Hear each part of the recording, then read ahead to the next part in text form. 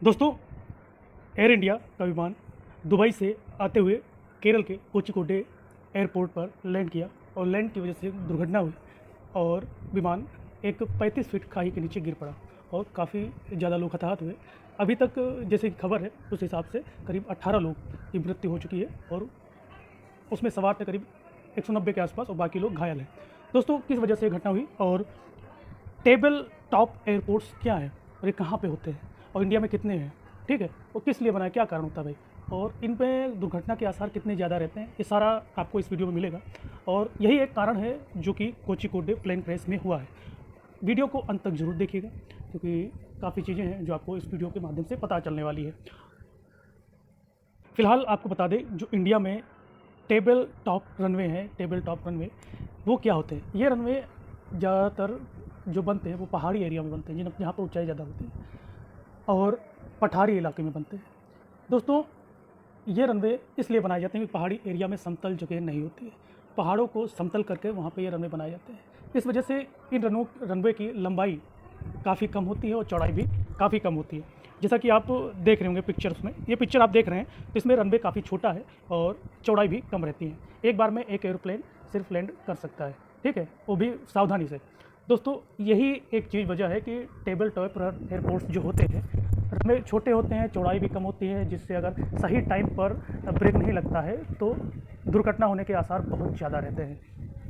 दुनिया में खतरनाक श्रेणी में गिने जाते हैं ये रनवे, टेबल टॉप एयरपोर्ट्स वाले जो रनवे होते हैं। कोझिकोड एयरपोर्ट 13 अप्रैल 1988 में खोला गया था। टेबल टॉप एयरपोर्ट्स के रूप में शुमार है कोझिकोड का एयरपोर्ट दो तरफ से, एयरपोर्ट के दो तरफ 30 फीट की गहरी खाई है। रनवे छोटा है, ज़्यादा बड़ा नहीं है।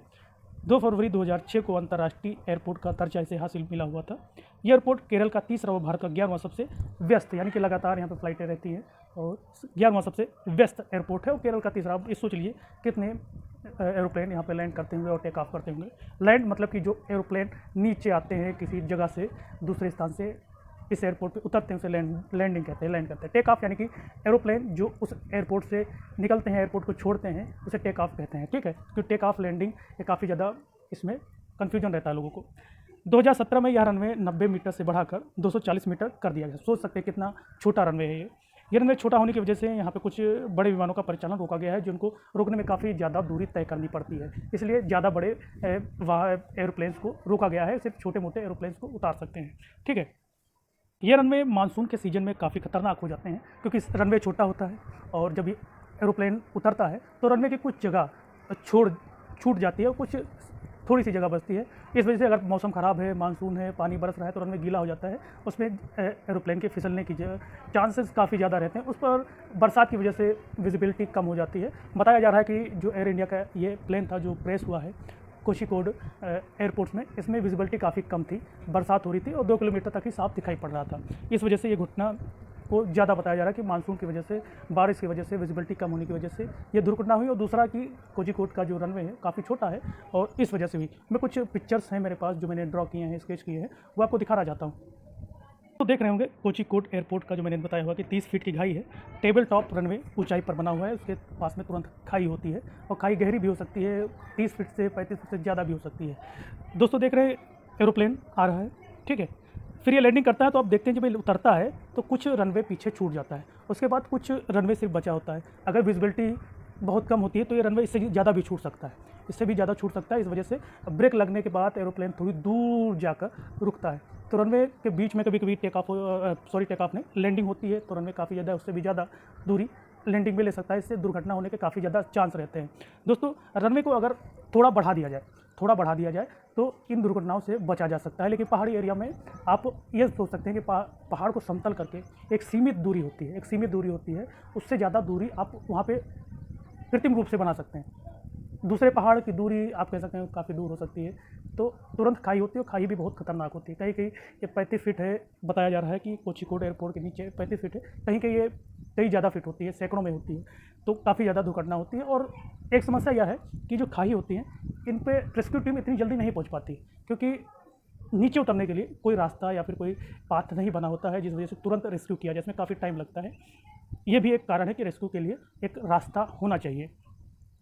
बात करें कि भारत के पास जैसा कि पता चला है कि 5 टेबल टॉप रनवे हैं। कौन कौन से हैं? कर्नाटक में मैंगलोर का रनवे है एयरपोर्ट का, वो टेबल टॉप रनवे है। सॉरी, टेबल टॉप मैंने कहा, ठीक है। कोचिकोडे केरल में, जहाँ पे ये दुर्घटना हुई। कर्नाटक में भी ये मैंगलोर में भी ये दुर्घटना हुई थी 2010 में, जिसमें करीब 157 लोग की मौत हुई थी। वो भी एयर इंडिया का विमान था। फिर लेंगपुई मिजोरम में एयरपोर्ट का रनवे है, वो भी टेबल टॉप है। शिमला में हिमाचल प्रदेश में शिमला में भी जो एयरपोर्ट है उसका भी रनवे टेबल टॉप है। फिर पॉकयोंग का रनवे टेबल टॉप रनवे है, सिक्किम में है ये, ठीक है। भारत के पास कुछ 5 हैं। अगर इसके अलावा भारत के अलावा बात करें तो नेपाल में भी पहाड़ी एरिया है, वहाँ पर भी रनवे टेबल टॉप है। अमेरिका में भी है, नीदरलैंड में है, और कैरिबियाई देशों में भी टेबल टॉप रनवेज हैं। ये काफ़ी खतरनाक होते हैं क्योंकि इनकी लंबाई काफ़ी कम होती है और चौड़ाई भी इनके रनवे की कम होती है। दक्षिण पश्चिम मानसून के सक्रिय होने की वजह से इस इलाकों में बारिश तेज़ होती है। इस वजह से यहाँ पर विमानों की लैंडिंग बहुत एक तरह से खतरनाक होती है, विमानों की लैंडिंग, क्योंकि विजिबिलिटी कम होती है और साफ दिखाई नहीं पड़ता है, आंधी तूफान भी रहता है। यहाँ पे अगर कहें जब मौसम साफ़ होता है, मई के महीने के आसपास, गर्मियों के महीने के आसपास, तब यहाँ पर विमानों को आराम से उतारा जा सकता है। जैसा कि मैंने बताया, कोचिकोड केरल का तीसरा सबसे वेस्ट एयरपोर्ट है, भारत का 11वां एयरपोर्ट है सबसे वेस्ट। तो आप देख सकते हैं। अब इन घटनाओं से बचने के लिए रनवे को थोड़ा बड़ा किया जाए और थोड़ा चौड़ा किया जाए। मंगलोर समेत जयपुर और पोर्ट ब्लेयर के एयरपोर्ट पर बोइंग 737 200 विमानों को उतारने के लिए यहाँ पर रनवे को 2450 मीटर लंबा किया गया है। इसके बाद यहाँ पर एयरबेस 320 को भी उतारा जा सकता है। यहाँ के रेस्क्यू और फायर सेफ्टी सर्विस को भी अपग्रेड कर कैटेगरी 7 का किया गया है। यहाँ के रनवे को रात में सही लैंडिंग के लिहाजा से तैयार किया गया है। पिक्चर में देख रहे होंगे किस तरह से ये रनवे है कोचिकोडे का। यहाँ से आकर ये जो आप क्रेश साइट देख रहे होंगे, यहाँ पे कुछ इस तरह की ढलान है और ये ढलान से उतर कर एयरप्लेन नीचे आया है और गिरने के बाद उसके 2 टुकड़े हुए हैं। गरीबत ये रही कि उसके फ्यूल टैंक में आग नहीं लगी। आग लगने की वजह से काफ़ी ज़्यादा लगभग बचा पाना मुश्किल था लोगों को। तब भी क्रू मेंबर मिलाकर करीब 18 लोगों की मौत हो चुकी है करंट टाइम में, ऐसा बताया जा रहा है। कुछ पिक्चर आप इस तरह से देख सकते हैं, रनवे टू रन किस तरह से एरोप्लेन आता है और किस तरह से गिर रहा है, जैसा कि मैंने आपको पहले समझाया। भारत के कुछ रनवेज जो मैं आपको दिखाना चाहता हूँ, आप देख सकते हैं, जो टेबल टॉप्स हैं।